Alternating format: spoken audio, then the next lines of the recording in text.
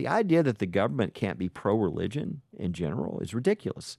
I mean, it would strike down the free exercise clause. That's pro-religion. And so we finally got to the Coach Kennedy case, which was the third of those cases I was just mentioning. And, of course, Coach was a guy who was told he got out of the Marines after 20 years. He went coaching. He made a promise to God that after every game, the first thing he would do, everybody's in center field. They're making reservations for dinner after the game.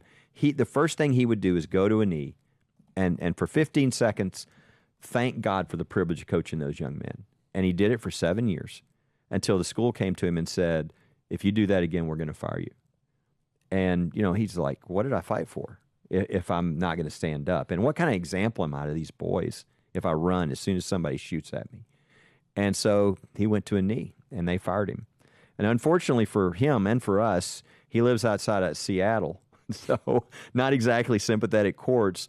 And for 7.5 years, he lost. But we finally made it to the Supreme Court, and they ruled in our favor. This is the first time, by the way, Andrew, that there had ever been a case at the Supreme Court on the rights of teachers or coaches with regard to their faith. Huge victory, free speech, free exercise. Coaches and teachers do not give up their First Amendment rights. And that's what most people know.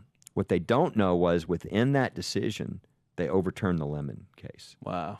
7,000 citations. What year was this again? This was like 2 years ago? Yeah, like 3 years ago. 3 years ago? And so as of 3 years ago, because of the success that you guys had at First Liberty Institute, what is now the precedent that has been set? The precedent, the new test is if there's a religious activity and it's occurring with around or in government, if it's a part of our history, if it's consistent with our history and our traditions as a country, it's presumptively constitutional. So I want to